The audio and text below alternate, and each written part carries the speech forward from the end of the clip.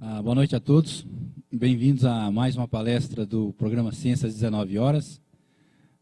Como vocês sabem, esse é um ciclo de palestras de divulgação científica mensal, que nós fazemos de março a junho e de agosto a novembro. Bom, e hoje é um grande prazer, nós temos aqui o professor Mário Novello.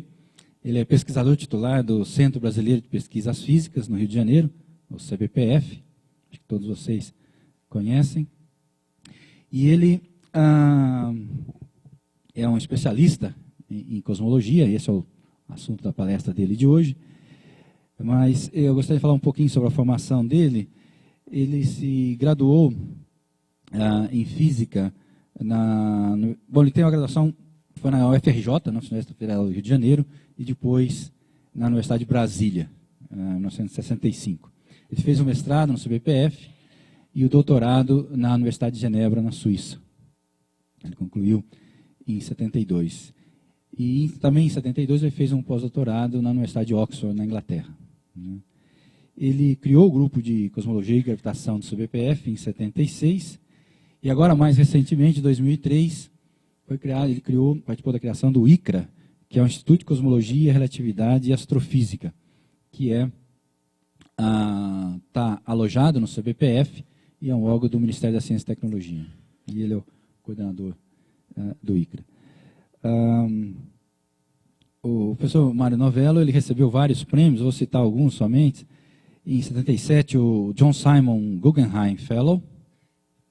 Em 2004, o doutor honoris causa da Universidade de Lyon, na França. Okay. Em 2006, um prêmio do Centro Brasileiro de Pesquisas Físicas, por ter sido o professor que mais orientou estudantes lá no CBPF, a tese de mestrado e doutorado. Né? Em 2008, o César Lattes, ICRANet Professor, que é dado pela ICRA, né? Talvez eu possa falar um pouco mais sobre o ICRA depois, mas esse foi o prêmio de 2008. Bom, ele escreveu vários livros também. Vou citar alguns, né? O que é Cosmologia, pela Zahar, A Máquina do Tempo, Os Jogos da Natureza, O Ciclo do Tempo, Os Sonhos Atribulados de Maria Luísa, que é a física quântica, né? E mais agora, esse ano, o livro do Big Bang ao Universo Eterno, que é o título da palestra de hoje. Inclusive, aqueles que se interessarem em adquirir uma cópia do livro, né? Ele está sendo vendido aqui na entrada, né? Nós temos algumas cópias, quem quiser adquirir, depois no final da palestra, pode procurar a Cristiane, ela está com os livros lá. Bom, então é um grande prazer, temos aqui o professor Mário Novello para falar sobre do Big Bang ao Universo Eterno. Muito obrigado. Bom, agradeço ao Agostinho pelo convite. Fazem mais ou menos 20 e poucos anos, ou mais até, que eu não venho à Universidade de São Carlos. Então, a maior parte de vocês nunca me ouviu. E o Agostinho me sugeriu falar sobre cosmologia, mas ele me disse que o público era um público de não cientistas, não físicos. Eu queria saber quem não é físico ou estudante de física nessa sala. Ele tinha razão, né? Então está certo. Nós estávamos conversando há pouco ali e perguntou onde estaria as projeções. Cosmologia, ela se presta a belíssimas projeções que vocês já devem ter certamente tido a curiosidade de ver em vários lugares, mas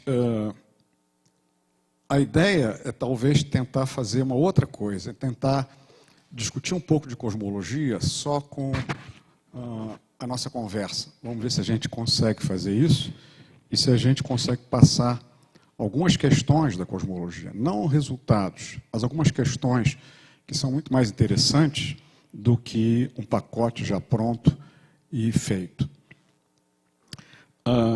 Só para começar, deixa eu situar bem onde é que nós estamos com relação a essa questão de cosmologia e do título do Big Bang ao Universo Eterno.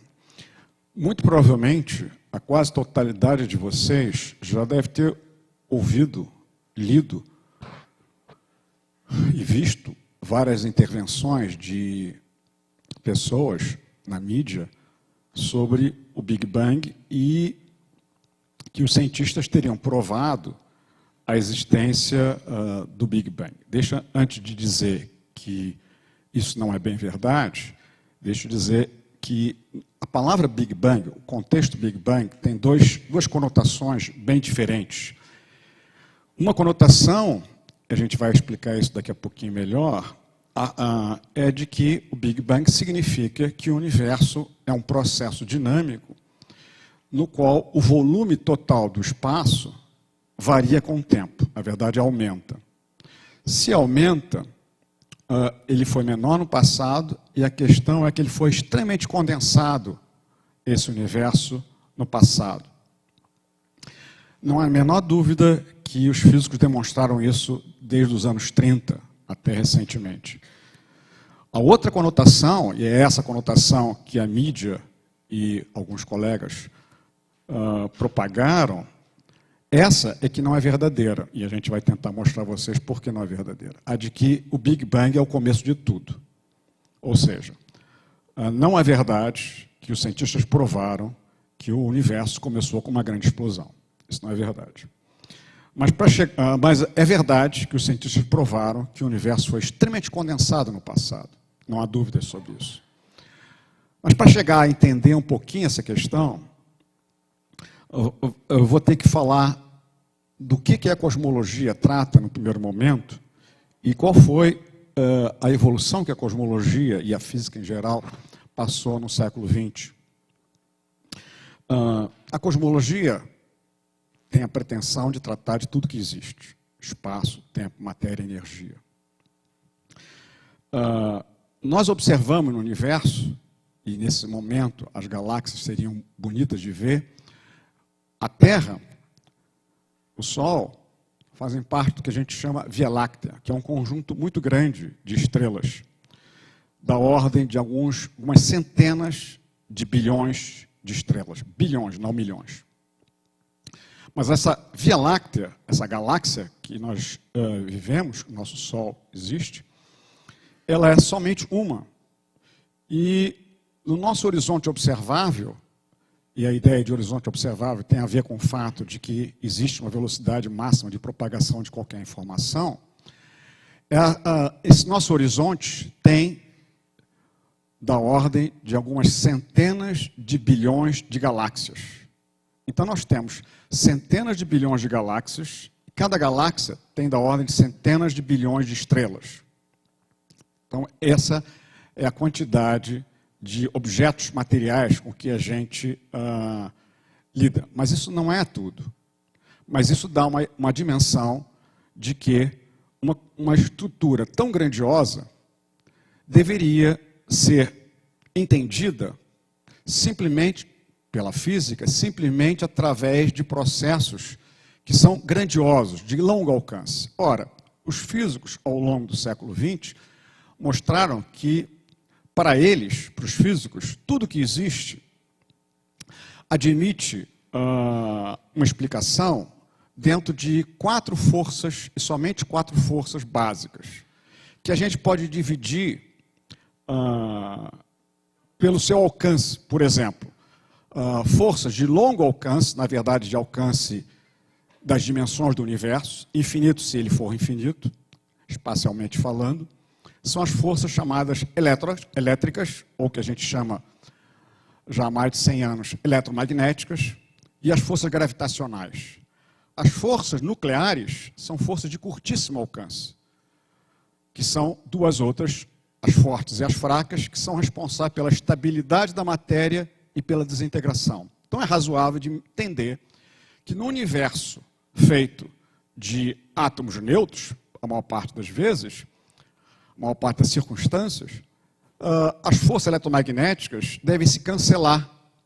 E, por incrível que pareça, a força gravitacional, que é a mais fraca que existe, passa a ser a força mais importante para entender essa estrutura grandiosa que é o nosso universo. Só quero saber se esse tom de conversa está razoável, ou está muito sofisticado, ou está trivial demais.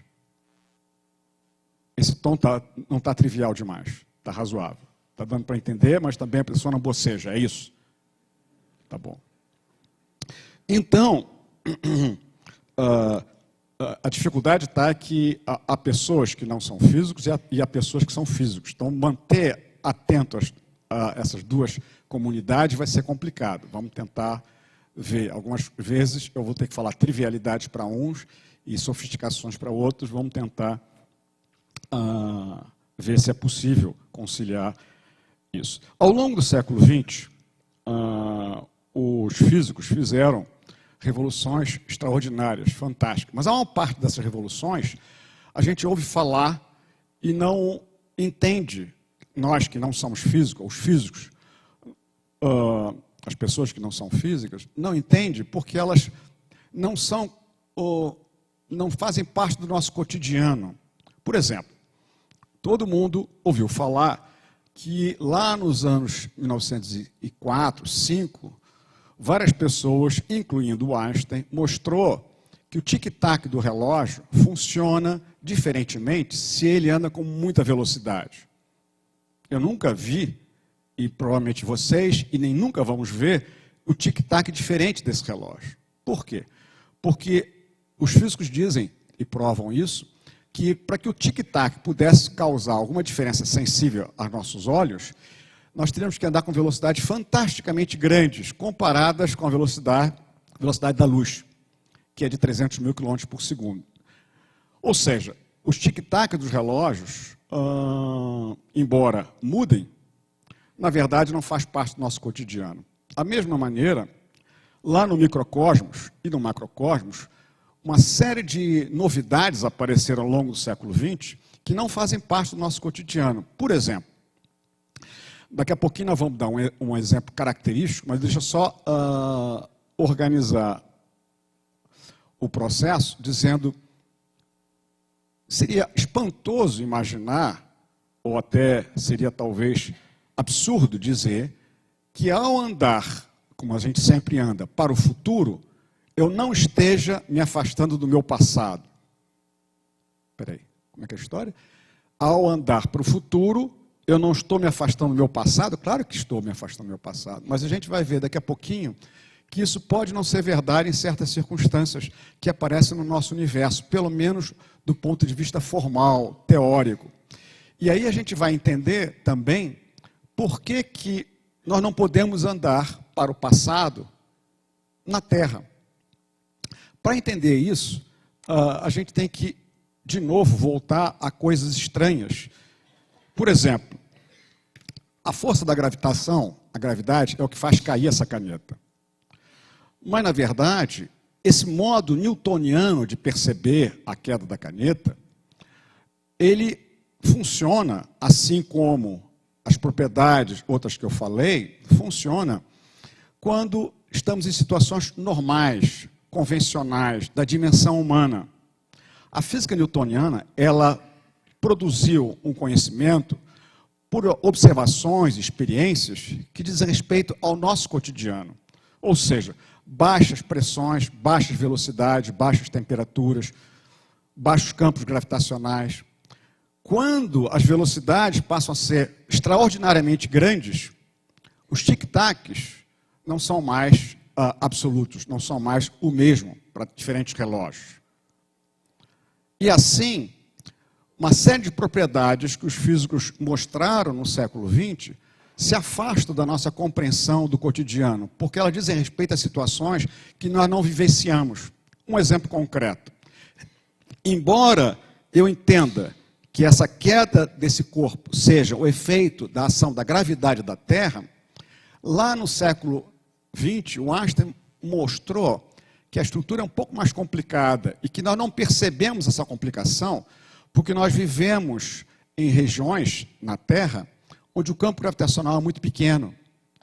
Ou seja, quando o campo gravitacional é muito intenso e situações totalmente fora do nosso habitat, do nosso convencional, o Einstein mostrou que o que acontece é que a força gravitacional nada mais é do que mudanças na estrutura do espaço-tempo. Já vou explicar melhor isso, não precisa ficar nervoso. O espaço-tempo, que era o lugar onde os eventos acontecem, no espaço e num certo tempo, eram, até o final do século XIX, um produto da minha mente, da minha imaginação. O espaço-tempo estava na minha cabeça. E, obviamente, não era uma substância. O espaço-tempo não era uma substância. Até que o Einstein, lá no começo do século XX, mostrou que o espaço-tempo, na verdade, era como essa folha de papel, era uma substância quase, no sentido de que os objetos que estão na folha de papel, no espaço-tempo, não têm uma força sobre eles. Eu mexo na folha de papel e o que acontece? Ao mexer na folha de papel, a caneta mexe.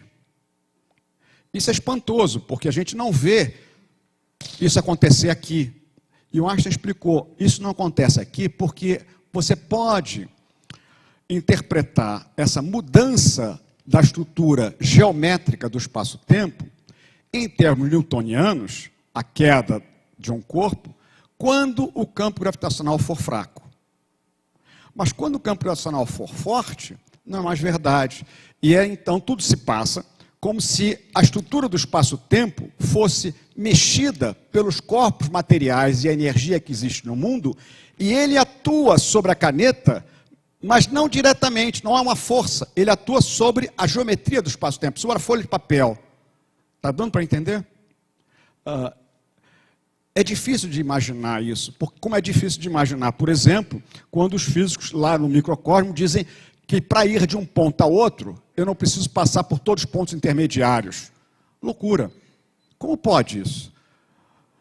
Na verdade, essas circunstâncias, essas novidades que aconteceram no século XX, fizeram do microcosmos, lá no interior das partículas, e do macrocosmo, no universo, um território totalmente novo e cada vez mais fora da nossa possibilidade de assimilar com o cotidiano os eventos que acontecem no mundo. Ou seja, cada vez mais nós estamos nos afastando da explicação trivial, que é aquela explicação do mundo newtoniano. Por isso que, às vezes, algumas das grandes teorias que os físicos têm inventado aparecem como transcendentes, como, por exemplo, mecânica quântica. Não tem nada de transcendente.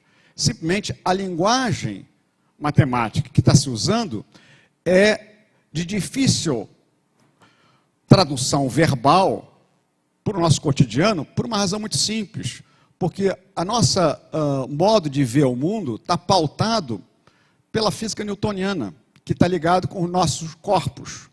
Quando aparecem velocidades fantasticamente grandes, fazendo com que o tic-tac do relógio seja diferente, ou circunstâncias onde o campo gravitacional é tão intenso que até mesmo, e aí você começa a entender essa história de viagem ao passado, que não é possível, e a gente entende por que não é possível na Terra, como efeito da gravitação. Por quê? Porque a gravitação é que determina a estrutura da folha de papel, do espaço e do tempo.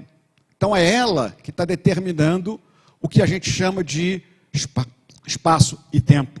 E é por isso que quando o campo gravitacional for muito intenso, a ideia de poder caminhar para o futuro, ou seja, em cada momento eu estou andando no meu futuro local, pode ser que eu esteja me aproximando do meu passado.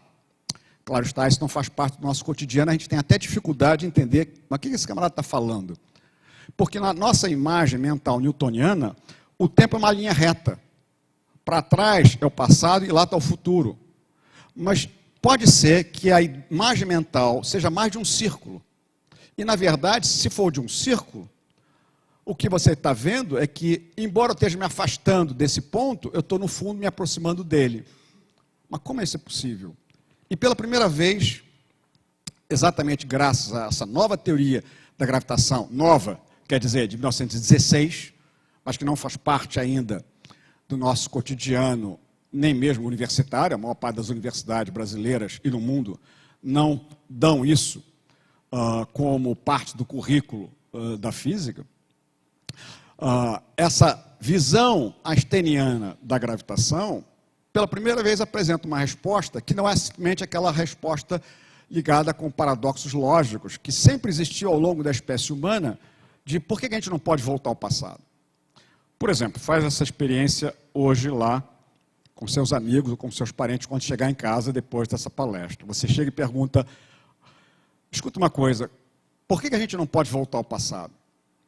Vai haver brincadeirinhas óbvias, por exemplo, e até mesmo paradoxos, por exemplo, o paradoxo famoso de que eu não posso voltar ao passado porque aí eu poderia matar o meu avô, inviabilizo o nascimento da minha mãe, consequentemente eu não existo, quem voltou ao passado?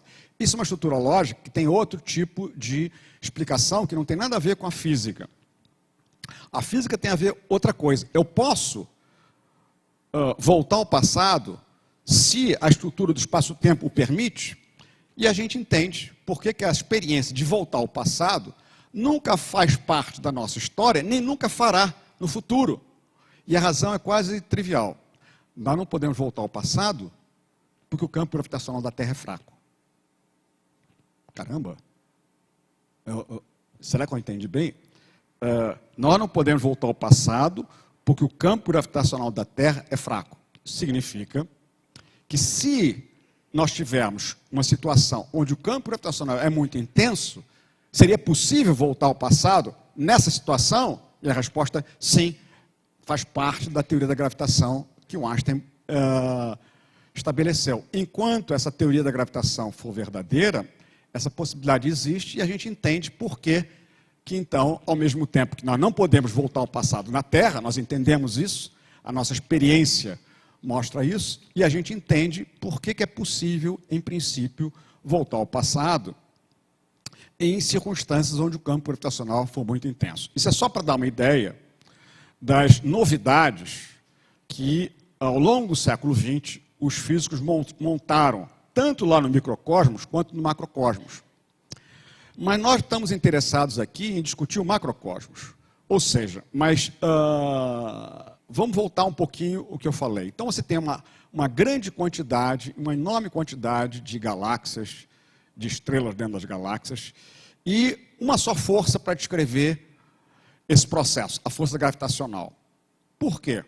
Bom, porque as forças nucleares, fracas e fortes, elas têm um alcance muito pequeno, eu não consigo nem determinar o alcance dessas forças. E elas são importantes na formação da substância do mundo.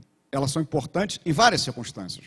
Mas para descrever essa grande totalidade, ela não tem papel efetivo nenhum, num primeiro momento. Nós vamos ver que mais adiante a história é um pouco mais complicada. As forças eletromagnéticas, elas são de duplo sinal. Então, ação e repulsão, então elas se compensam. A força gravitacional é a mais fraca de todas elas, mas ela tem uma propriedade notável. Ela é sempre atrativa. A força gravitacional é só atrativa. E, ademais, ela é universal. O que quer dizer isso? Quer dizer que não existe nada no mundo que não sinta a força gravitacional. Tudo que existe no mundo tem esse processo de interação gravitacional. O que não acontece com a outra força eletromagnética, que existem partículas, por exemplo, vocês já devem ter ouvido falar numa partícula fugidia demais, o neutrino, que passa por dentro da gente, centenas, milhares de neutrinos estão passando por a gente nesse momento e a gente absolutamente não tem interação. Neutrinos são exemplos concretos de partículas que existem, os físicos mostraram já há mais de 40 anos que existem, e que, no entanto, não têm interação magnética. Ou seja, a gravitação é a única força universal. É por isso, sendo ela universal, eu posso até caracterizar a palavra existência, nesse contexto, claro está, como existe aquilo que tem interação gravitacional. Querendo dizer com isso que não há nada que os físicos conheçam, que não possua interação gravitacional. Eu diria, e é o que eu digo num desses livros aí, a frase, caio, logo existo.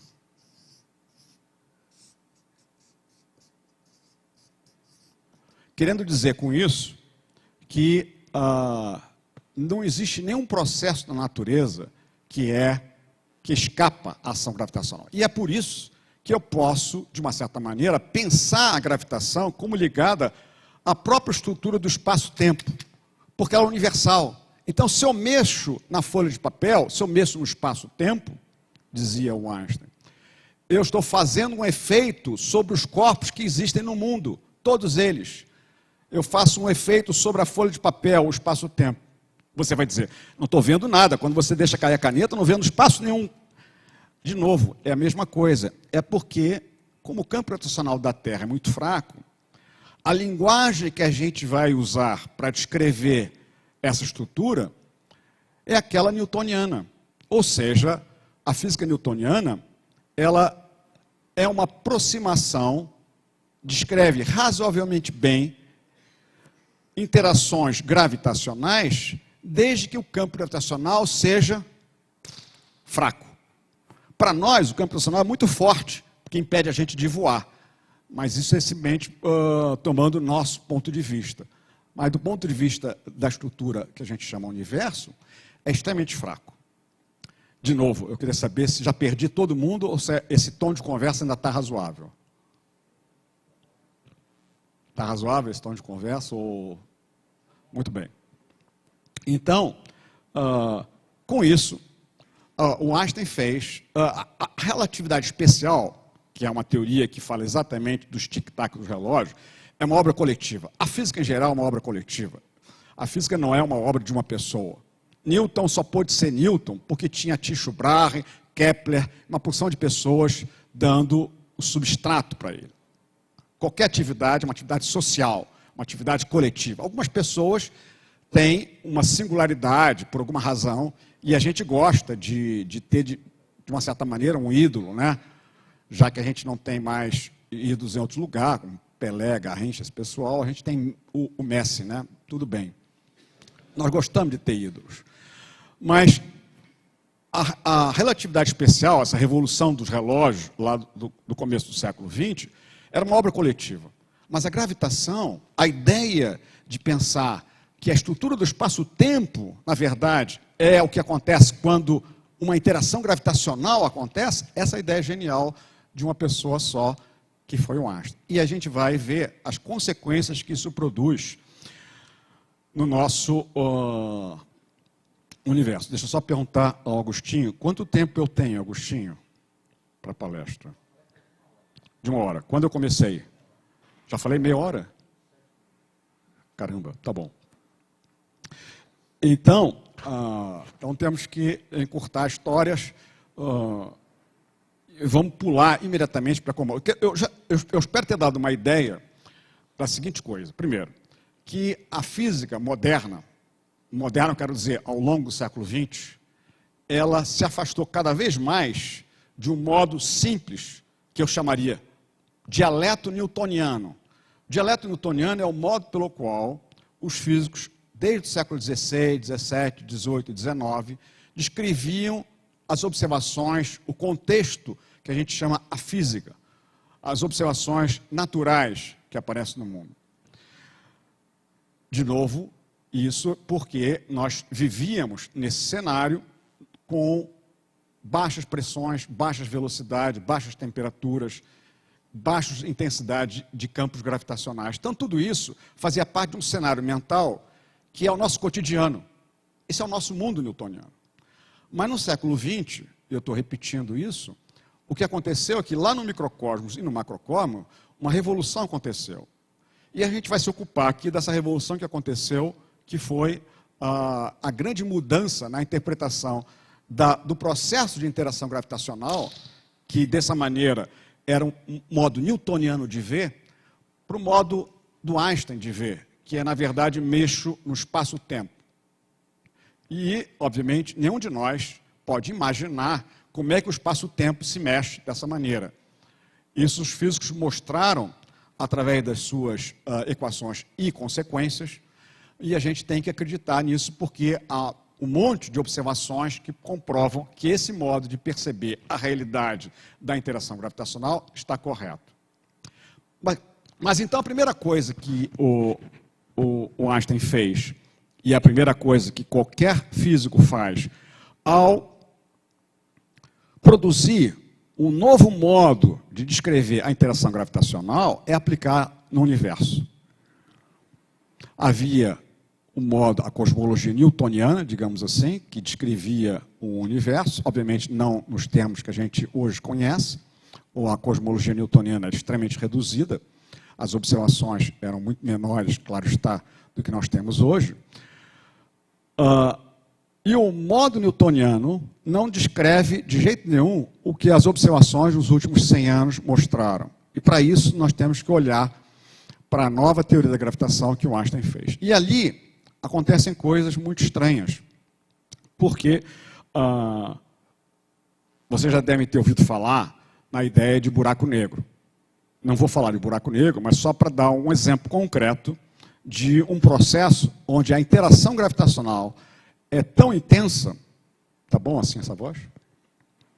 A interação gravitacional é tão intensa que propriedades totalmente fora do convencional ocorrem, tais como, por exemplo, o fato de que nada pode sair do interior de um buraco negro, nem mesmo as coisas mais rápidas, mais velozes, mais fantasticamente velozes, como, por exemplo, os fótons, que são os grãozinhos de luz. Esses fótons, esses grãozinhos de luz, se emitidos lá dentro de uma estrela, que seria um buraco negro, ele é imediatamente recapturado, porque a intensidade da gravitação é tão forte e não há possível você contrabalançar essa força, a intensidade da gravitação. Consequentemente, a luz não pode sair. É daí o nome, o termo buraco negro, que representa um estágio final de um processo de colapso de uma estrela. Porque a estrela tem um processo de vida, se podemos dizer assim, de existência, que é exatamente aquilo que faz com que, eventualmente, ela possa terminar ou como buraco negro ou como outro tipo de configuração. Mas nós não estamos interessados no buraco negro porque é um processo localizado, mas ele mostra a intensidade da gravitação, quando ela é muito forte, ela muda radicalmente as propriedades com que a gente descreve o mundo newtoniano. É isso que eu gostaria de passar para vocês. Ou seja, o buraco negro é um exemplo bem concreto, talvez até mais simples, de ver que a intensidade da interação gravitacional, da força gravitacional, produz propriedades que absolutamente não são do nosso cotidiano. Mas a gente está interessado não no que é localizado, não na estrela, mas no universo. E aí acontecem outras coisas incríveis. Embora, no primeiro momento, o Einstein tenha tido uma, eu diria, uma recaída clássica. Ou seja, e eu explico já já o que quer dizer isso. Quando o Einstein aplicou a ideia da nova teoria da gravitação ao universo, não havia praticamente observações de caráter realmente cósmicos como a gente tem hoje em dia. Repara, isso aconteceu em 1917 e, na verdade, não havia observações. E a ideia, então, que o Einstein foi norteado para descrever o universo que era conhecido era simplesmente uma ideologia. Ou seja, ele aplicou a sua teoria da gravitação a uma ideia para ver se ele produzia uma consistência ou um consistente modelo cosmológico. O que vem a ser um modelo cosmológico? Vem a ser, você descreve a totalidade da matéria e energia que tem no universo e associa a esse uma mudança da estrutura métrica ou geométrica do espaço-tempo. Ou seja, como é que o espaço-tempo, essa folha de papel, é curvada ou é modificada em diferentes regiões. Então, essa era a ideia que ele fez. Quando ele fez isso, não tinha observações e ele simplesmente argumentou que o melhor modo de pensar o universo era que o universo devia de ser estático. A ideia de perfeição, de que se o universo tem a ver com uma estrutura perfeita, por que ele se mexeria daquele momento? Já já a gente vai voltar a isso por outras razões. Essa ideia, obviamente, era uma ideia tão estranha, e o mais estranho ainda foi que essa ideia era até mesmo incompatível com as equações que ele mesmo, Einstein, tinha feito alguns anos antes, as equações da gravitação. Mas a ideia de um universo que fosse estático, que não mexesse, ou seja, a estrutura do espaço-tempo fosse fixada, uma vez para sempre, era tão forte que fez com que ele mudasse as equações. Veja você, ao aplicar isso no universo.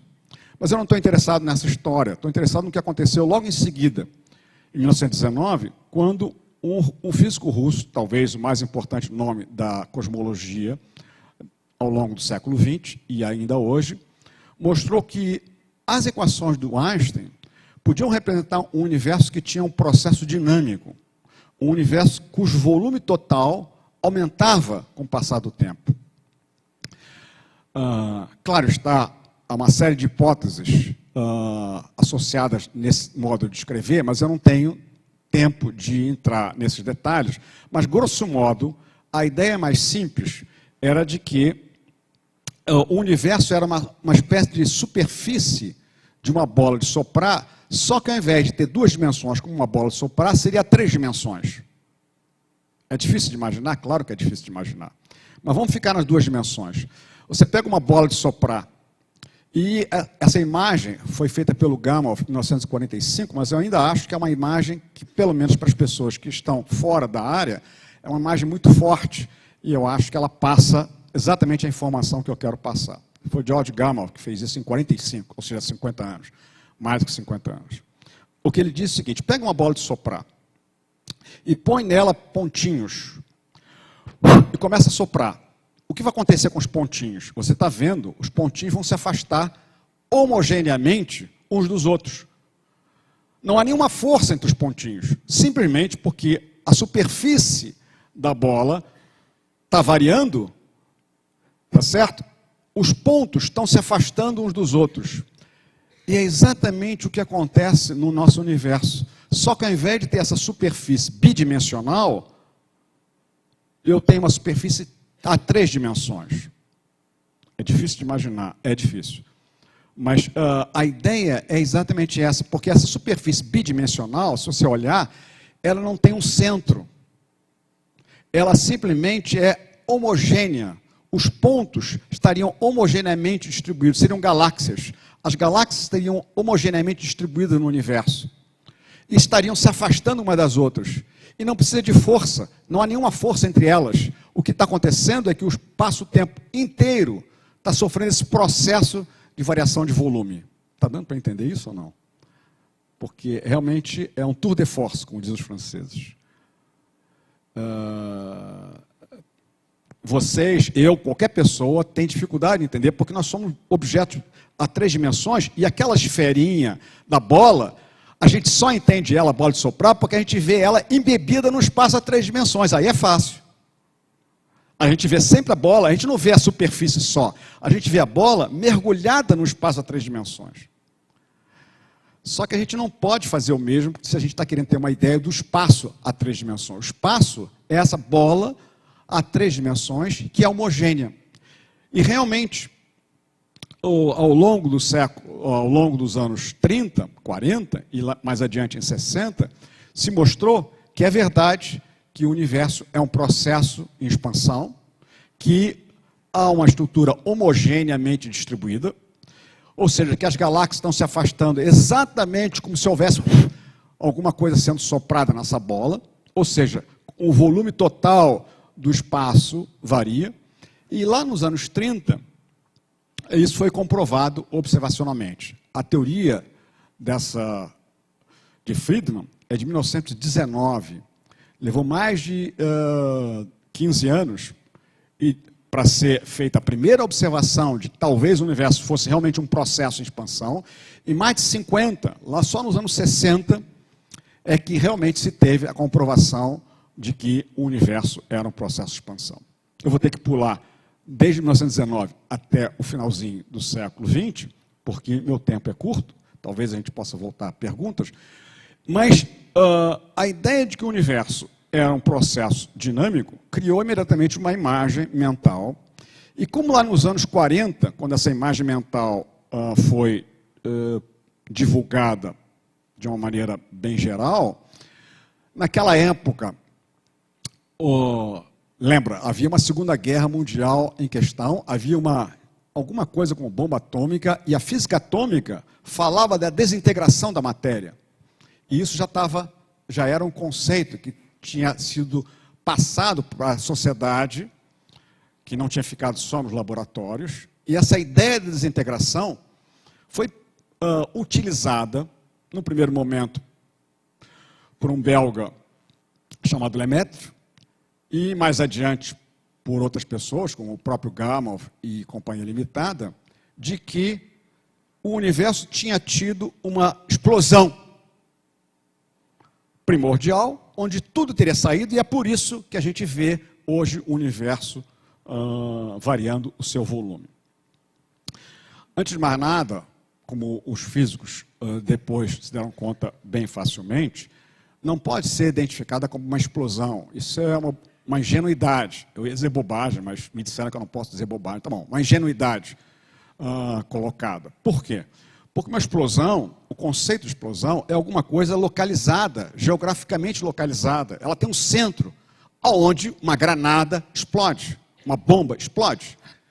No universo não existe centro, porque exatamente a totalidade do espaço homogêneo não tem centro.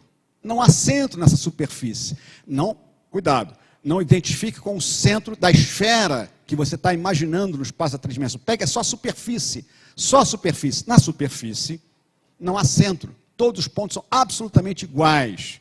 São homogeneamente distribuídos. Então, não é o conceito de explosão que a gente tem newtonianamente. Não existe essa explosão. Mais grave do que isso é que os físicos sempre tiveram horror do infinito. O infinito, que os matemáticos adoram, Cantor fez disso toda a vida dele, para os físicos é uma catástrofe total e absoluta. E a razão é óbvia, porque a física, antes de mais nada, é uma ciência observacional. Não adianta você ficar com teorias, você tem que olhar para o mundo. A física é a observação.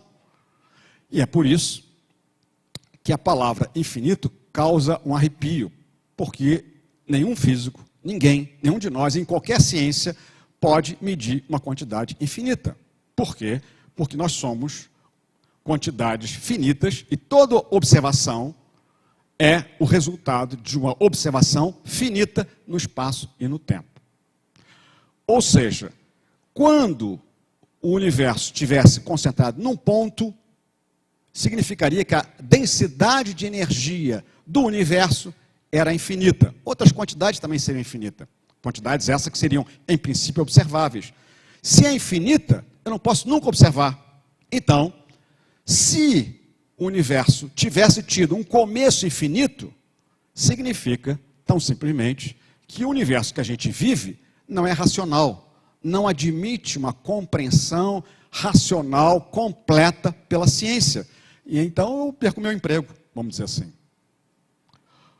Por que não admite? Porque exatamente naquele momento onde todo o processo futuro supostamente estaria embutido, eu não poderia nunca, e jamais, não é questão simplesmente de técnicas melhores ou piores, jamais eu poderia observar esse momento. Ou seja, se por alguma razão o universo que a gente teve, que a gente existe, teve esse momento de Big Bang, e se ele for realmente identificado com essa singularidade, que é o termo técnico que se usa para aquele momento onde tudo estaria condensado e as quantidades físicas, densidade de energia, por exemplo, seria infinita, então é porque nós não podemos entender o universo de um modo racional, o que seria o fim daquela caminhada que começou lá com os astrônomos no século XV, XVI, até hoje, e que nós simplesmente ficaríamos à mercê de questões pequenas, mas nunca poderíamos entender, então, o universo. Como a função do físico é tentar entender tudo que existe, deixa eu só deixar bem claro, o físico, do meu ponto de vista, eu não consigo provar isso, nem ninguém consegue provar que eu estou errado, nunca, provavelmente, conseguirá explicar tudo que existe.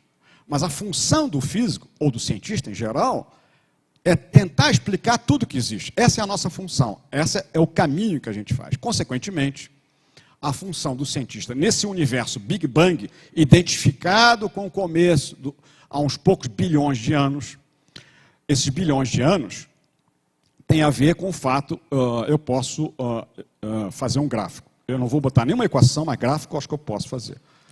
Então, significaria, basicamente, que o volume total do universo, eu comecei pelo final, então vamos passar para o outro. O volume total do universo, aqui está o tempo, aqui está o volume, teria tido um começo, não dá para enxergar aí atrás? Seria zero nesse ponto, e nós estamos aqui. E isso daqui é alguns poucos bilhões de anos, que é muita quantidade para a gente, mas na verdade são poucos bilhões de anos. Então, ou seja, em alguns bilhões de anos, o universo teria tido um começo singular, mas daqui eu não posso explicar nada. Essa é a situação do Big Bang estrito sensu. Já o Big Bang, no sentido que os astrofísicos usam no cotidiano, nas suas investigações, não identificam com isso daqui, e a história é totalmente diferente. Só para dar um exemplo de como poderia ser diferente, vários cenários nos últimos 20 anos estão sendo propostos e estão sendo investigados, e alguns deles certamente serão ou não comprovados pela observação nos próximos anos. Já temos vários satélites, inclusive o Planck, voando nos próximos anos. Argumenta que o universo, na verdade, é um processo que teve uma fase anterior de colapso, atingiu um mínimo que pode ser muito próximo desse ponto zero e começou depois uma fase de expansão. Então, olha só que coisa interessante. Aquilo que a física big banguista excluiria qualquer pensamento racional, ou seja, qualquer modo de entender o universo além do Big Bang, se transformou imediatamente em dois problemas novos. Quais são os problemas? Por que colapsou e por que parou de colapsar e transformou o colapso em expansão? É assim que a física funciona. Ou seja, um problema que era totalmente irrelevante para a física, no sentido que nós não poderíamos nunca atacar o problema se houvesse realmente uma singularidade nesse ponto, se o volume realmente fosse zero, se o começo do universo, como se diz aí fora, fosse realmente o Big Bang, nós não teríamos possibilidade de entender o universo em todos os seus aspectos. Mas, nesse cenário, esse cenário daqui, basicamente, não é único. São vários cenários, como também o Big Bang também são vários cenários. Isso não importa, são detalhes que não importam para a gente. O que importa para a gente é que nós temos, de um lado, a ideia de que o universo é um processo. Não houve, nem nunca vai haver, nenhuma observação deste ponto singular, caso ele exista. Nunca. Caso ele exista. Então, mas espera aí, que história é essa que você está contando aí? Eu ouço todo lugar. Os físicos mesmo dizem que o Big Bang foi... A história é longa, eu descrevo, isso não é propaganda não, Agostinho, mas no livro eu descrevo, aqui não vou ter tempo. É que lá nos anos 60, aconteceu uma série de questões. E uma delas é que deu o toque final para montar uma ideologia a partir do qual se montou o cenário do Big Bang com uma inevitabilidade. Como foi isso? Quando alguns, eu diria cosmólogos, porque eram matemáticos, físicos e astrofísicos, criaram uma tentativa de reduzir a cosmologia a uma estrutura lógica. Assim como, lá no começo do século XX, o Alfred North Whitehead e o Bertrand Russell fizeram uma tentativa de mostrar, em parte sucedida, bem sucedida em parte, que a matemática nada mais era do que uma aplicação, uma estruturação da lógica. Ou seja, eles axiomatizaram a matemática toda inteira. Essa era a ideia.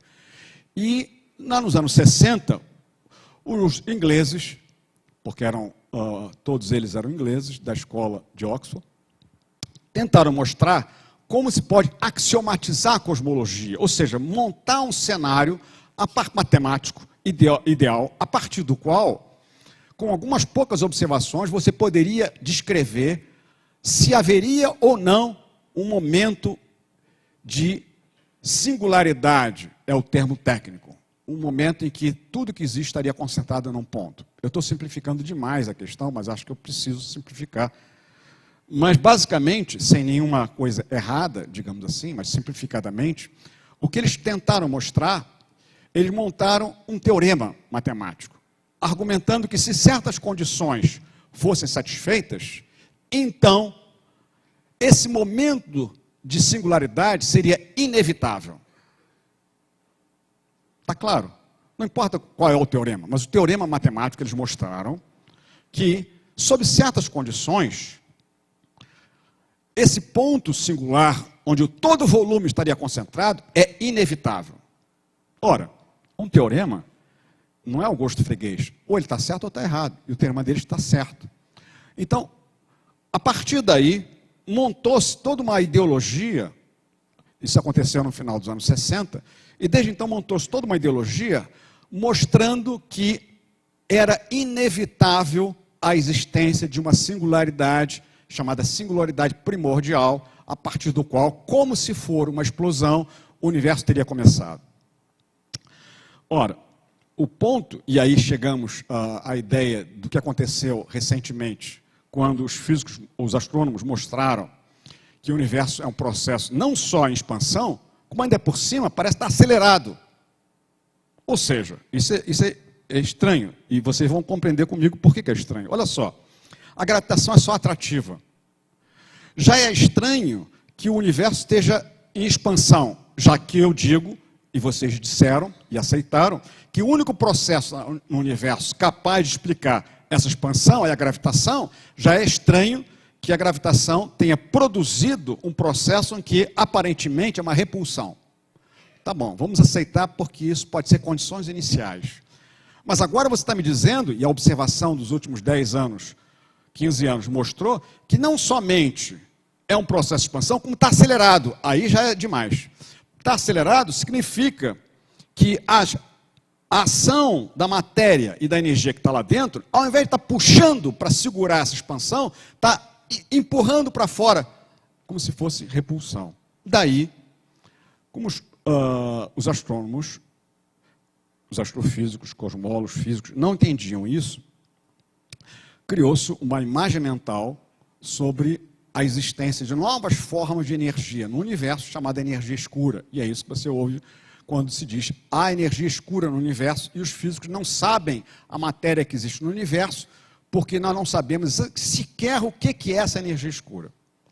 Eu não estou entrando nesse detalhe. O que é importante aqui para nós, nisso, é que as condições pelas quais o universo está sendo acelerado, está dando para acompanhar isso? Está complicado? As condições pelas quais o universo está sendo acelerado são as mesmas condições que produzem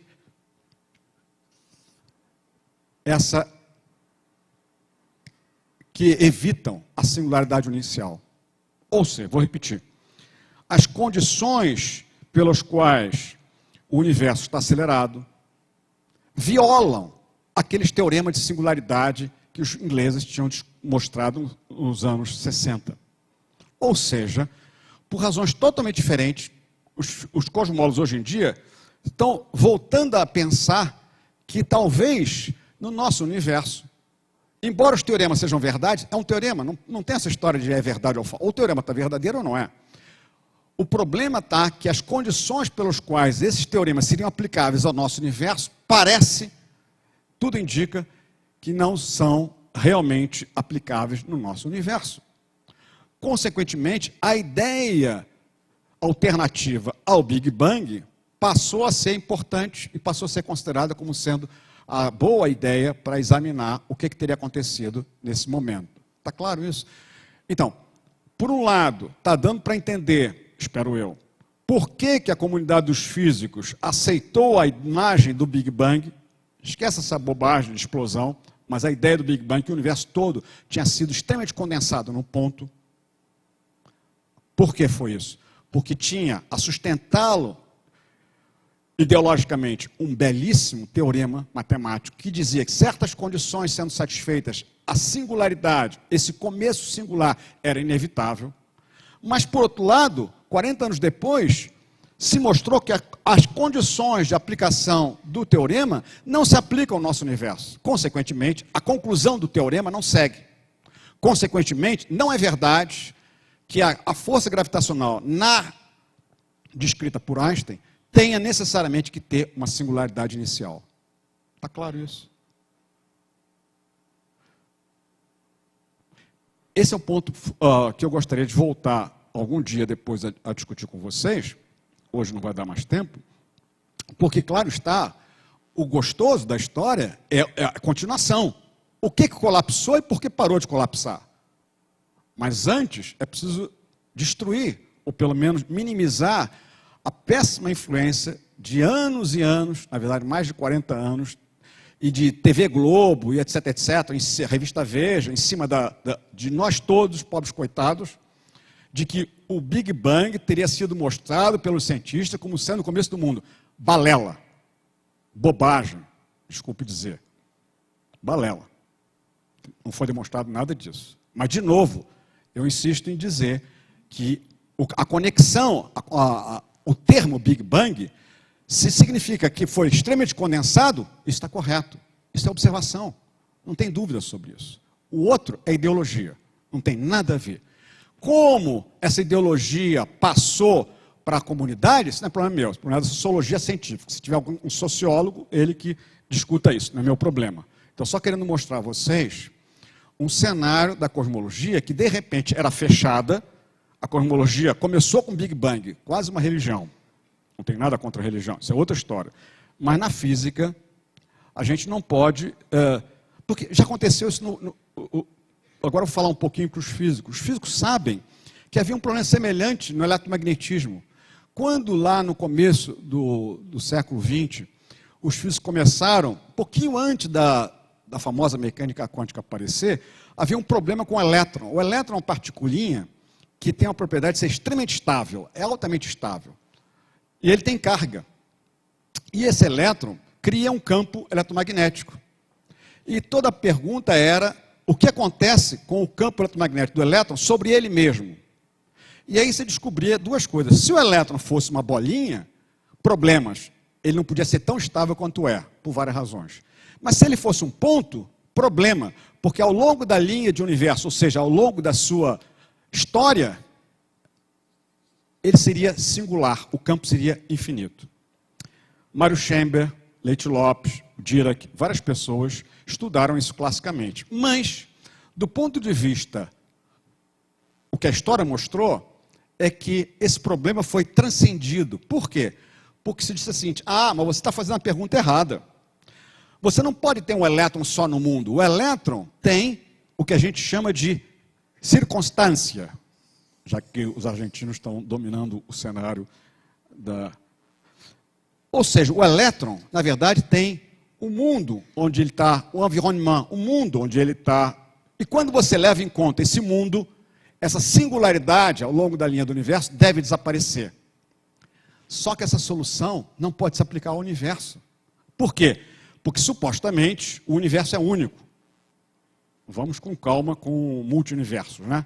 Por enquanto, nós temos um só universo, é esse conceito que a gente tem que estudar. Então, não pode imaginar o universo embebido numa estrutura maior. Quer dizer, poder pode, só que isso não tem nada a ver com física. Então, na verdade, essa solução desse problema foi feita de uma outra maneira. Mas o problema existia já. Ou seja, os físicos têm horror ao infinito. E é por isso que causa espanto quando você olha para trás e vê os 40 anos, porque não é qualquer pessoa ingênua que falou isso. Quem botou, na verdade, na moda, nos anos 60, a ideia do Big Bang, foi um dos maiores físicos de partículas, Steven Weinberg, prêmio Nobel, inclusive. E ele escreveu um livrinho chamado Os 3 Primeiros Minutos. Nesse livrinho, ele fala uma coisa fantástica, ele diz assim: o que a radiação de fundo, que provava que o universo era um processo em expansão, está demonstrando, dizia ele, é que nós devemos levar a sério a ideia de que o universo teve um começo há uns poucos bilhões de anos. Caramba, essa frase soou assim porque não era uma pessoa ingênua que estava falando, era uma pessoa extremamente competente. Frases desse tipo e outras, muitas, não foi só ele, claro está, muitas outras, passaram para a mídia, porque o jornalista vai lá e entrevista o Weinberg. O Weinberg vai dizer o quê? Bom, esse camarada não entende nada de física, eu vou simplificar aqui. E digo, o universo começou com uma explosão e acabou. Na verdade, é mais simples. É mais simples para os físicos, para os cosmólogos, dizerem, olha, tudo começou com uma explosão, mas não me interessa muito o que aconteceu aqui, esquece isso, vamos falar do que aconteceu depois dessa explosão. Aí começa toda uma história razoável, porque a física sabe descrever muito bem o que acontece depois dessa explosão. Então, a explosão está fora do contexto. Mas, na verdade, essa é a questão que nos interessa particularmente aqui, quando você está querendo descrever uma história completa do universo. E essa é a função do cosmólogo.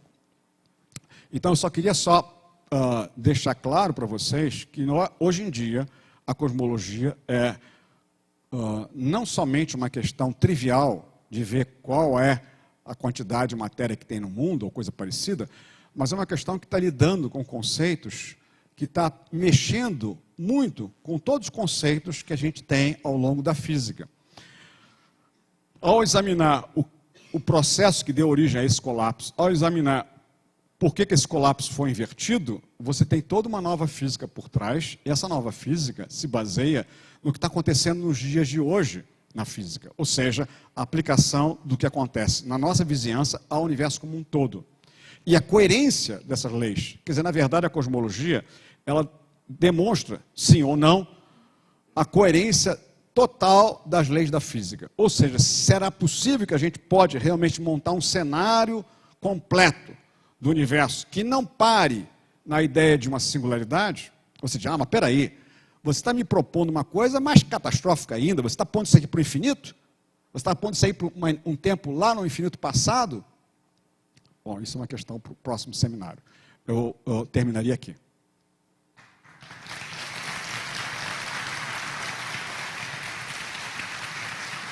Ok. Então, abrimos para a sessão de perguntas.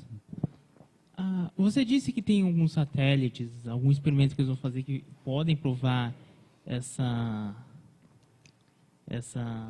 modelo desse universo aqui. Deixou de expandir, depois expandir de novo. Eu não entendi. Você falou que alguns satélites podiam provar, mas você não tocou de novo no assunto? Bom, essa é uma questão técnica. Na verdade, o que distingue, basicamente, se houve ou não um momento de passagem de uma fase anterior a uma fase posterior, ou Big Bang, são as estruturas que a gente observa no universo. Porque, veja, embora eu tenha dito que o universo é uma estrutura homogênea, a gente sabe que não é. Aqui, por exemplo, não é homogêneo.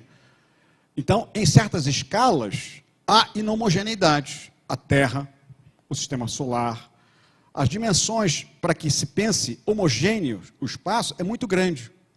Então, na verdade, em cima dessa estrutura homogênea, aparecem pequenas flutuações, perturbações. Essas perturbações vão ser aquilo que a gente chama de galáxias, ou estrelas, ou coisa parecida. Ora, isso, supostamente, é consequência de o que aconteceu lá no passado. E, observando hoje a distribuição dessas galáxias, a gente pode ter uma ideia bem clara do se houve ou não esse tipo de processo ou esse tipo de processo.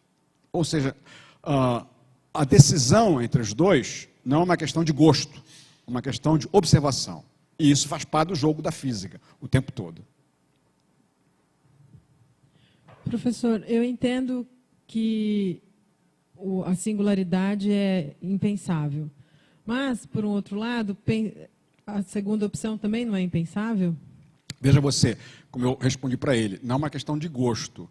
Pode ser que seja tão desagradável ter um universo um tempo para trás infinito, quanto um tempo finito. Não é questão de gosto. O que eu estou querendo dizer é que nós temos que decidir entre um e o outro através do processo que foi sempre o processo que a gente usou na física. Ou seja, observação. Claro está que a observação pode não ser direta, mas, como a gente comentou, pode ser indireta, através de processos que a gente observa no universo, que são as estruturas, as galáxias, essas coisas todas. Então, essas duas vão dizer que houve ou não uma fase colapsante. Pode ser que a estrutura, no final, não seja essa, mas vamos saber o que aconteceu aqui nessa região. Ou seja, vamos saber se houve um colapso inicial, ou se, na verdade, nunca houve esse colapso e o universo sempre expandiu. Essa decisão entre esses dois processos, isso faz parte do jogo científico. Não é ideologia, é observação. E isso a gente vai, provavelmente, nessa década que vai entrar, nós vamos poder responder essa pergunta. Novello, nesse cenário que você está descrevendo... Mas são físicos que estão perguntando, isso é perigoso. Eu preferiria que não fossem físicos, primeiro. Eu não sou porque da são área. físicos, vai ficar muito técnico. Seguramente vou perguntar bobagem porque não sou da área. Mas Quando diz perguntar bobagem assim, vem pergunta que ninguém consegue responder. Diga lá. Eu vejo o seguinte inconveniente. Maravilha deixar de lado a singularidade e se passa perto dela. Só que tem o seguinte problema. Quando do lado direito desse gráfico, o universo em que nós vivemos agora, vale a segunda lei da termodinâmica. E para ser válida a segunda lei da termodinâmica, significa que o universo perto da quase singularidade tem uma entropia muito baixa. Entretanto, do outro lado esquerdo, você tem um quase colapso, um quase big crunch, onde a entropia vai quase para infinito. Não. Então, não. eu queria que você explicasse. Mas isso é uma questão técnica, eu não vou responder agora, podemos responder depois.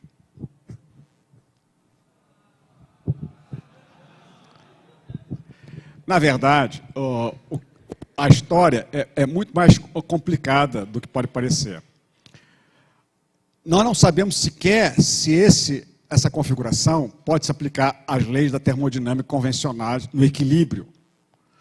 Muito provavelmente vamos ter que ter uma estrutura termodinâmica fora do equilíbrio. Ademais, o processo que está em jogo aqui é um processo gravitacional que a gente não sabe como fica alterado quando você tem a estrutura termodinâmica. Uma terceira questão que aparece é que aqui você tem matéria sob diferentes formas. Aqui pode não ter matéria do jeito que a gente convencionalmente está entendendo. Por quê? Porque exatamente, dependendo do modelo, do cenário, pode ter estruturas que a gente não chamaria aqui de matéria, puro campo gravitacional, no qual a estrutura termodinâmica teria uma outra análise e, na verdade, a matéria seria construída, talvez, aqui. Mas são detalhes muito técnicos que eu acho que não vale a pena, inclusive porque esses detalhes técnicos estão longe de ser completamente decidido por uma approach ou por outro. Na verdade, nós não sabemos nada sobre o que aconteceria aqui. Na verdade, diferentes modelos podem ter matérias de diferentes configurações. Talvez nem matéria, só puro campo gravitacional. Então, pontos simétricos com relação ao eixo vertical corresponderiam eventualmente a universos diferentes. Não há essa simetria, na verdade, entende? Quer dizer, na verdade, embora esteja assim uma estrutura altamente simétrica aqui, isso é só uma aparência, um blá blá blá, que na verdade a estrutura aqui é muito mais sofisticada do que está aqui. Bom, muito mais sofisticada. Por exemplo, se você quer entrar nesse detalhe, por exemplo, você pode imaginar configurações desse tipo. Ou seja, isso é pura especulação. Nós não temos direito de fazer isso agora. Mas isso responderia a qualquer questão envolvendo a simetria ou assimetria. Mas eu não acho que esse lugar seja o lugar para isso. Então, eu não sou físico, eu sou biólogo e muito curioso nessa parte da origem do universo. Então, acho que eu vou fazer uma pergunta, eu acho que meio errada, porque é de conhecimentos que eu adquiri vendo reportagens, vendo documentários na TV e tudo mais. Em relação ao espaço-tempo e à origem do universo, ele tende a ser cíclico, partindo do ponto que você tem, partindo das 3 dimensões, ele se expandindo do ponto original, quer dizer, a matéria se expandindo do ponto original e entre elas, pela homogeneidade que o senhor explicou, e convergindo depois para um ponto novamente. Quer dizer, ela sai de um ponto original, se expande e depois volta ao ponto original. Ou sim ou não. Na verdade, seria a retração original. Duas coisas podem acontecer. Você pode ter um processo onde você tem um universo extremamente condensado. Vamos só falar da parte à direita do ponto zero. Extremamente condensado. Esse universo expande e poderia acontecer de ele voltar a colapsar. Ou poderá acontecer de ele expandir indefinidamente. Tá certo? Então não tem a possibilidade do espaço sem ser curvo. O fato dele ser Não, o curvo... espaço sempre é curvo. Quer dizer, na verdade, a estrutura do espaço, esse espaço que a gente está falando, ele é, tecnicamente falando, curvo. Quer dizer, na verdade, é exatamente a curvatura que dá a sensação de interação gravitacional. É a curvatura do espaço, exatamente. E nessa divisão daqui, eu estou imaginando que o que a gente chama de tempo aqui, isso é um outro problema que, obviamente, não é o caso da gente discutir, mas como tem diferentes tempos, a gente está falando de um só tempo, como se fosse possível fatiar o mundo como mil folhas, um doce de 1000 folhas, T1, T2, e aqui seria... Então, o espaço seria essa linha daqui, diferentes tempos. Isso, obviamente, a gente já acabou de falar ainda há pouquinho que o tic-tac do relógio é diferente para diferentes observadores. Então, essa estrutura daqui é um modo simples de descrever o universo, e não é o único, mas é esse que a gente está discutindo. É esse universo aqui. Então, na verdade, esse tempo global, cósmico, que a gente está descrevendo o espaço. Mas essa estrutura daqui, a estrutura espaço-tempo junta, é uma estrutura que representa essa folha de papel, é uma estrutura curva. É difícil imaginar como se fosse uma superfície. Só isso. Então, é verdade que é possível que o universo... Se você, há 15 anos atrás, a grande questão da cosmologia era saber exatamente se o universo tinha matéria suficiente para impedir a expansão indefinida ou se ele tinha matéria suficiente aí dentro para fazer com que essa expansão parasse e começasse o processo de colapso. Tá certo? Mas hoje a situação é totalmente diferente por causa da aceleração. Obrigado. Os cosmólogos, eles já estudaram, já fizeram uma comparação entre o modelo da criação do universo com os buracos negros.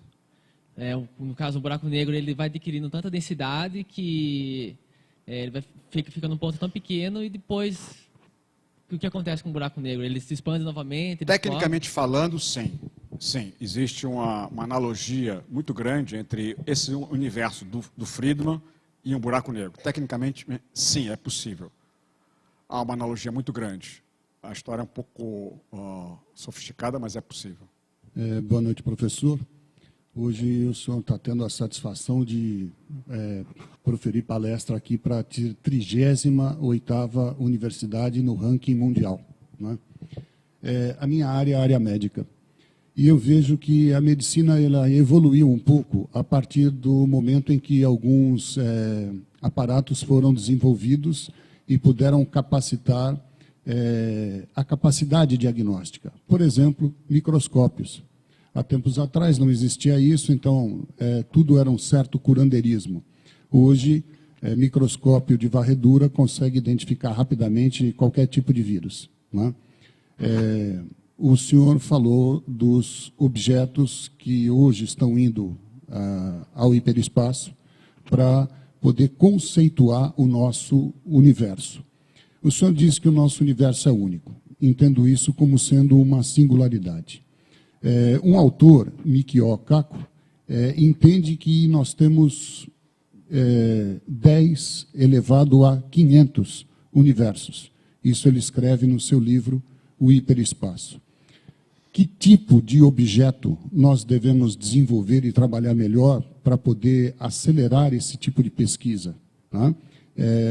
Tudo aquilo que está sendo apresentado parece até, de certa forma, vago, porque nós continuamos no nosso conceito de um mundo muito restrito, né? O nosso tempo relativo àquilo que o senhor acabou de bem definir. Caio, logo existo. O que deve ser feito para que isso melhore? Não sei se eu entendi bem a pergunta, mas veja você, a ideia que a gente está tendo na cosmologia é de que nós vamos tentar usar todo o aparatos que a ciência permite, que foi descoberto na Terra e na nossa vizinhança, tentando empurrar até onde for possível essas leis e teorias para tentar montar um cenário capaz de explicar as observações que a gente tem. Há muita coisa a ser feita. Na verdade, a cosmologia na época lá dos anos 20, do Einstein, era altamente especulativa e ela deixou de ser nos últimos 30 ou 40 anos. Há muita coisa ainda a gente entender. Para começar a especular, por exemplo, eu fui levado, contra a minha vontade, de imaginar que não havia somente uma estrutura desse tipo. Ainda há pouquinho eu falei, podia acontecer estruturas dessa forma. Mas isso não faz parte ainda do jogo científico. Por quê? Porque nós ainda sequer observamos que houve essa fase anterior. Então não tem o direito, embora haja uma aplicação das teorias modernas da relatividade geral, que pode permitir esse tipo de configuração. Então isso é uma possibilidade, não é uma identificação com o nosso universo. Isso é possível de acontecer. Então, há muitas coisas que são possíveis de acontecer dentro das teorias que a gente conhece. E eu acho que a gente não deve ainda pensar em coisas que a gente está longe de ser observacionalmente comprovada ou não. Então, a ideia de universo ainda é a ideia que a gente não conseguiu escapar dela para sair disso. Se ela é extremamente pequena como conceito, isso certamente, as contradições internas que essa ideia de universo único possui, vai apresentar.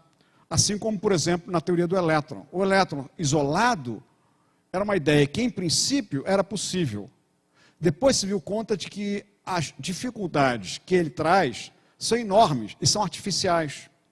No nosso caso, nós vamos na outra direção. Nós temos um universo com essa quantidade incrível de objetos. E essa quantidade incrível de objetos, a gente ainda não conseguiu escrever totalmente as observações.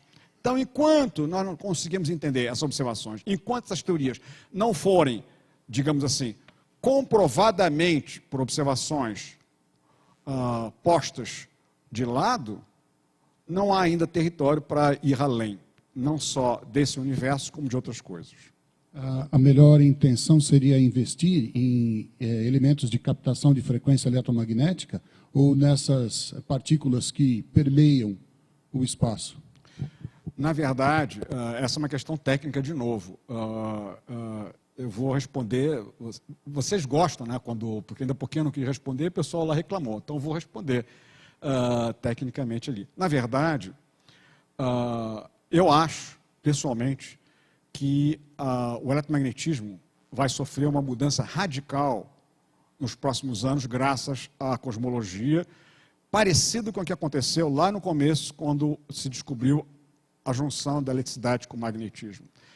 Isso é uma razão, não é intuição, não é ideologia, é simplesmente o fato de que todas as interações eletromagnéticas que a gente descobriu hoje, até hoje, são feitas em territórios no qual a intensidade da interação gravitacional é muito fraca.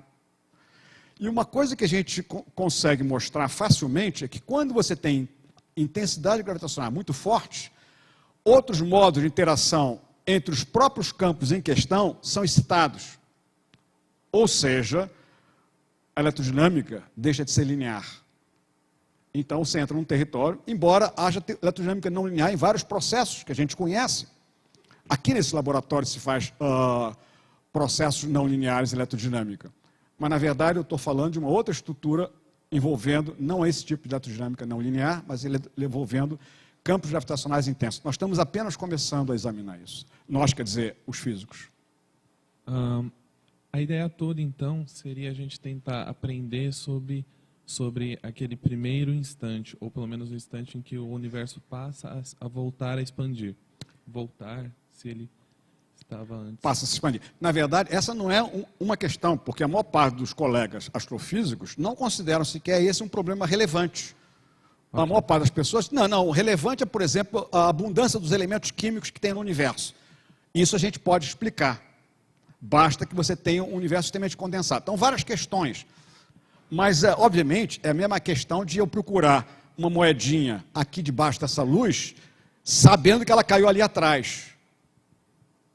Entende? Claro que é importante você fazer, mas eu estou só dizendo que, do jeito que você colocou, dava a impressão de que é só essa questão. Não é. Essa é a questão que a gente está discutindo aqui hoje. E parece que é uma questão que diz respeito a toda a sociedade, porque ao longo da história, os homens, através de religiões ou de mitos, sempre fizeram uma cosmogonia. Sempre se perguntaram, nunca nenhuma civilização, em qualquer lugar, ao longo da história, conseguiu se construir como civilização, como sociedade, sem uma cosmogonia. E ao longo do século XX, os cientistas tiveram e têm os instrumentos para fazer um outro modo de cosmogonia, diferente daquelas, nem melhor nem pior, mas diferente, que é o método científico. E nesse método científico nós estamos produzindo um cenário para o universo inteiro. É isso que a gente está tratando. Então eu acho que a questão primordial nessa cosmologia, que tem uma tendência a discutir todo o que existe, é, afinal de contas, isso começou realmente há uns poucos bilhões de anos ou não? Essa é a questão que eu estou levantando aqui para a gente discutir. Não era bem sobre isso, mas a questão de eu querer saber sobre o passado.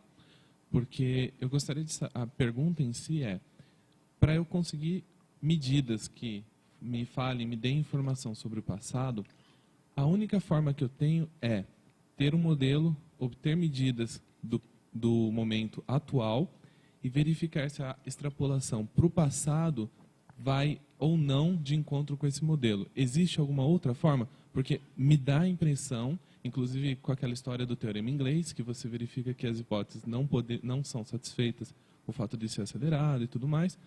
E esse é um caso exemplo do que eu estou falando. Existe outra forma? Não, exatamente essa questão. Vamos chamar essa frase que você colocou de problema de Cauchy. Nome. Um nome. Tá certo? Ou seja, eu dou uma série de... O que ele está falando é... os físicos dizem, montam um cenário no qual, num dado momento de tempo, eu faço observações. Depois, essas observações, eu propago elas, idealmente, com uma teoria, e chego a outros resultados, e aí eu vou para a observação e tento verificar se aquela teoria, a partir daqueles dados iniciais, realmente descreveu o que eu observo agora ou não. Esse é um modo simples, e é o modo convencional da gente produzir uma explicação, uma teoria, uma racionalização dos fenômenos. E é exatamente por isso que o Big Bang cria problemas. Por quê? Porque essa superfície de dados iniciais, esse tempo t inicial, t igual a zero, aqui nesse tempo igual a zero, eu não poderia fazer um problema de Cauchy. Eu não poderia obter dados a partir dos quais eu tenho já a teoria, que é a teoria da gravitação do Einstein. A partir daqueles dados iniciais, eu propagaria para o futuro. E é por isso que o Big Bang tem um problema de princípio, que é aquilo que a gente começou a discutir ainda há pouco. Com relação à questão da termodinâmica, né, eu vejo assim que muitas das coisas que tem como a física, não, a lei da termodinâmica diz que isso é impossível, ou isso é aquilo. Por exemplo, falar em moto perpétuo, né, vamos ser louco aqui. Então, falar, moto perpétua é impossível porque a lei da termodinâmica diz que é impossível. É possível, através desses estudos, criar uma outra teoria, alguma coisa assim, que quebre essas leis que a gente conhece como física hoje, que vamos dizer, renove a física, alguma coisa desse tipo? Chegar a um ponto desse, não sei se eu fui claro na pergunta. Olha, isso é uma questão técnica, eu posso dar só uma ideia. Na teoria dos buracos negros, por várias razões, os físicos envolvidos nisso acharam que a estrutura da termodinâmica devia ser modificada através dos processos gravitacionais. Ou seja, uma segunda lei da termodinâmica um pouco mais sofisticada deveria aparecer. Mas isso, até o momento de hoje, não há absolutamente nenhuma comprovação observacional, experimental, de que seja verdade. Por exemplo, a ideia de que um buraco negro possa ter uma temperatura e que essa estrutura possa emitir radiação, contrariamente ao que eu acabei de falar ainda há pouquinho, segundo o qual o campo gravitacional é tão intenso que um buraco negro puxa de volta qualquer coisa que sai de lá, foi elaborada nos últimos 30 anos. Mas não houve, até hoje, nenhuma observação sobre esse processo. Se houver, então cai por terra uma série de processos e certamente teria que ser examinado de novo essa estudo de termodinâmica em conluio com a gravitação, certamente. Então você acredita que é possível, assim, porque você disse que em pouco tempo, muitas coisas que você disse aqui vai ser possível ser provado. Então, em pouco tempo, possivelmente, nós teremos uma revolução na ciência em nível... Não, veja, eu me referi à comprovação simplesmente ao fato de se houve ou não houve um momento anterior, porque isso daqui observacionalmente, a estrutura que segue de um universo com uma singularidade ou de um universo que tem uma estrutura colapsante anterior, é capaz de dar situações que a gente, daqui a muito pouco tempo, pode observar. A gente vai poder dizer, olha, aparentemente, sim ou não. Isso é um fato. Agora, as outras situações, estamos longe ainda de... Mas o que a cosmologia está mostrando é que a física, ela usou o método convencional, que a gente sempre fez nos últimos 400 anos. Qual seja, eu pego uma observação, eu tenho uma teoria e extrapolo isso para todos os processos semelhantes. É normal isso. Mesmo em circunstâncias que eu nunca observei, e eu digo, não, a lei é aquela. Por quê? Porque cada vez que eu uso essa lei, o resultado não é contraditório com a observação. Isso me dá certeza de que eu posso usar essa lei, que eu, embora tenha feito ela em circunstâncias muito especiais, posso usar em circunstâncias muito diferentes daquelas que eu observei. Isso é possível. Mas isso não significa que seja uma verdade, sempre. A cosmologia está criando cenários onde isso pode não ser muito verdade. Mas ainda não temos uma contradição, a não ser em certas circunstâncias, mas não gostaria de voltar a isso agora. Professor, o senhor falou em determinado momento que o universo está se expandindo e as galáxias estariam se afastando de forma uniforme. Eu queria saber se isso também é válido para os planetas dentro dos sistemas, se eles estariam se afastando da estrela em qual eles giram e se afastando entre si. Na verdade, a história é um pouco diferente, porque o que a gente chama... Porque, veja, nós temos a Terra, o Sol, aqui nós temos os nossos planetas, nós temos a nossa galáxia e temos outras galáxias. Na verdade, claro está, tudo isso é altamente não homogêneo. Claro, você tem... O que quer dizer homogêneo? Quer dizer, stricto sensu, que a densidade, por exemplo, da matéria que existe em cada uma região do universo é a mesma. A gente está vendo que não é, porque você tem essas estruturas, tem diferentes configurações. Então, o que se diz, na verdade, quando a gente fala de homogeneidade? A gente fala, na verdade, de um objeto extremamente grande, contendo um número extraordinariamente grande de estruturas. Então, na verdade, por isso que a cosmologia, ela fala de um raio que é 10 elevado a 28 centímetros. 10 e 28 zeros. Essas seriam mais ou menos as dimensões da cosmologia. O que acontece nessa estrutura, certamente é insignificante. Por exemplo, a gente viu, o universo varia com o tempo. Mas caramba, desde que eu vi aqui, como dizia no filme do Woody Allen, a minha rua não está expandindo. O universo está expandindo. O que quer dizer exatamente isso? Quer dizer que a expansão acontece em dimensões extraordinariamente grandes, comparadas com as dimensões que a gente tem chamada no nosso cotidiano, mesmo no nosso sistema solar. Então, não há nenhum efeito cósmico, cosmológico, no nosso sistema solar. Naquele livro, Uma Breve História do Tempo... Qual livro? Uma Breve História do Tempo, do sim. Hawking. Ele conta uma passagem bastante interessante, entre outras várias, mas um pouco antes de 70, a igreja organizou uma conferência para estudar a teoria do Big Bang. E depois da conferência, os cientistas teriam uma audiência com o Papa, uma audiência breve. Pio XII. E nesta audiência, o Papa recebe bem a teoria, mas alerta que ninguém poderia questionar o momento da explosão e nem o que ocorreu antes, enquanto que o Hawking diz que está com todos os detalhes para dizer que possivelmente não houve nenhuma explosão, como você mencionou no início. E você estava nesse ambiente no começo dos anos 70, pela introdução que foi feita. Imagino que deve ter sido uma experiência fantástica. Então, eu tenho algumas perguntas.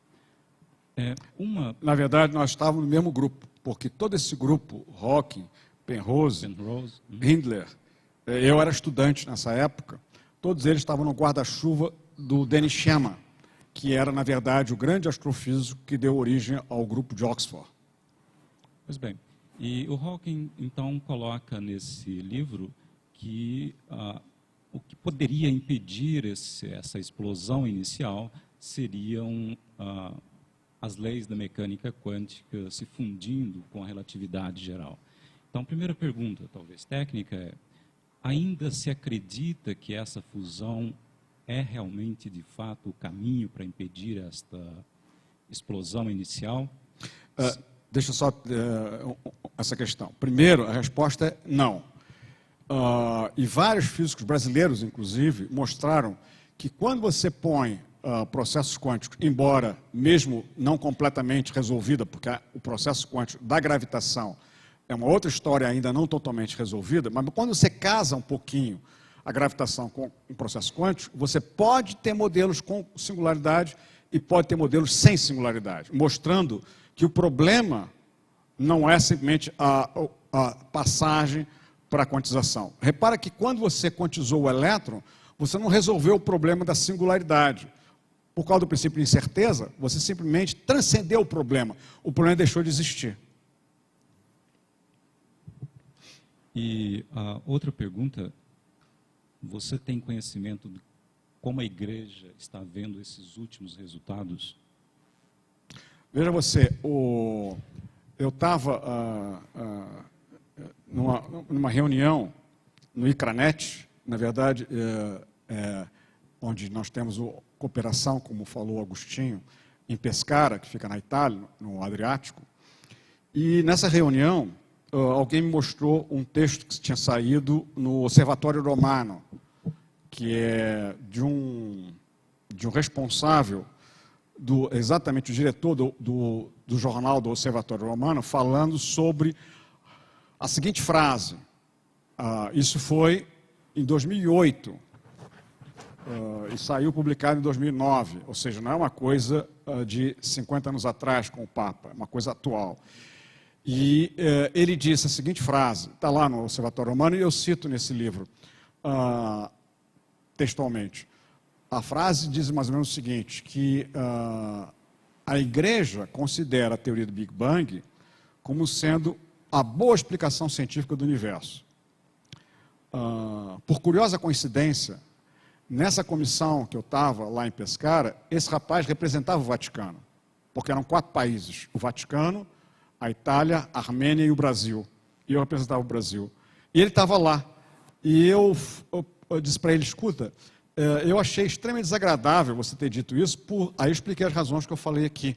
Ele disse, eu sei, mas na verdade eu fui muito criticado depois desse comentário. E vamos separar a igreja da cosmologia ou da ciência em geral. Eu digo, bom, é isso que a gente deve fazer o tempo todo.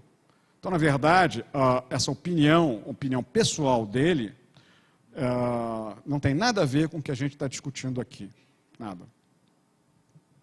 E a última pergunta, não é para ser levado tão a sério, mas antes eu gostaria de agradecer a sua presença aqui pela palestra tão esclarecedora e até mesmo me poupar uma aula hoje, porque a maioria dos meus estudantes estão aqui atrás assistindo a sua palestra. Mas a pergunta é, por que nós deveríamos comprar o seu livro? Não entendi. Por que nós deveríamos comprar o seu livro? Não deve, não tem razão nenhuma para comprar um livro. Agora, você lê o livro do Hawking, né? O livro do Hawking, ele, embora tenha frases desse tipo, Ele foi a pessoa que colocou mais na mídia internacional a ideia do Big Bang como o começo de tudo. Ele foi a pessoa que criou um preconceito incrível contra a possibilidade de volta ao passado que existe na realidade geral. Não na Terra, a gente sabe muito bem que na Terra, e a gente sabe as razões pelas quais, argumentando através de princípios que a gente não precisa. Nesse livro, eu simplesmente comento sobre esse cenário que eu acabei de mostrar, que tem sido discutido no começo por 3 grupos, brasileiros do CBPF, russos do Instituto Landau e físicos da Universidade de Lyon, mas que hoje em dia se propagou, de uma certa maneira, por um grupo bem maior, e você tem hoje pessoas em vários lugares, na França, particularmente em Paris, e nos Estados Unidos, na Califórnia, que estão examinando alternativas a esse processo, com uma comunidade extremamente atuante. Só por isso. Com este LHC que foi criado lá na fronteira na França com a... Não entendi. O quê? O LHC? Construído na França com a Suíça. Pode realmente dar esse instante inicial ou é perda de tempo? Veja você. Os físicos de altas energias, eles precisam exatamente disso, altas energias. Durante os anos 80, havia um problema técnico complicadíssimo e que, no entanto, tinha uma dificuldade financeira.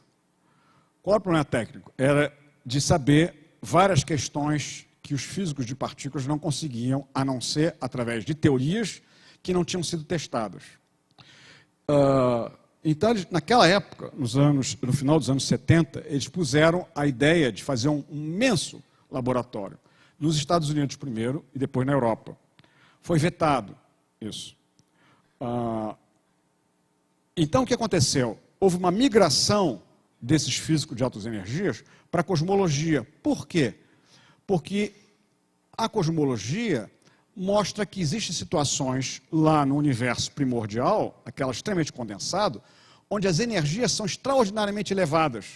E de graça. Basta você olhar o céu. De graça.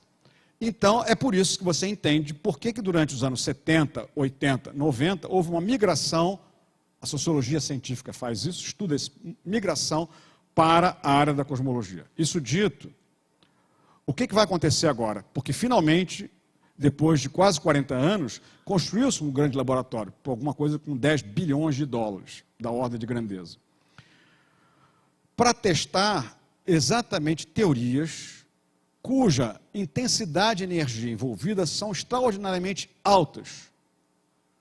Mas uma coisa é um número muito grande, outra coisa é um número infinito. Concorda? Quer dizer, muito grande não quer dizer, não tem nada a ver com o número infinito. O Big Bang seria a quantidade de energia infinita disponível para gerar o que aconteceu depois. No Large Hadron Collider, o que você vai medir é realmente altíssimas energias e propriedades, possivelmente, que não seriam observáveis de outra maneira, a não ser, talvez, lá naquela fase primordial, onde começou a fase atual de expansão do nosso universo. Mas não tem nada a ver com... Embora os próprios físicos falam de Big Bang, falam que vão produzir buracos negros, mas isso é uma questão de mídia. Certo? Não vão produzir Big Bang, vão produzir, a menos que você entenda a palavra Big Bang como sendo uma região onde as energias envolvidas muito altas comparada com as energias que a gente tem à disposição no nosso cotidiano. Isso sim, vai ser feito. Vai se produzir energias, possivelmente novas formas de matéria ou novas propriedades da matéria vão aparecer. Mas é só isso. Vamos terminar por aqui, então. E agradecer novamente ao professor Mário Novello por essa excelente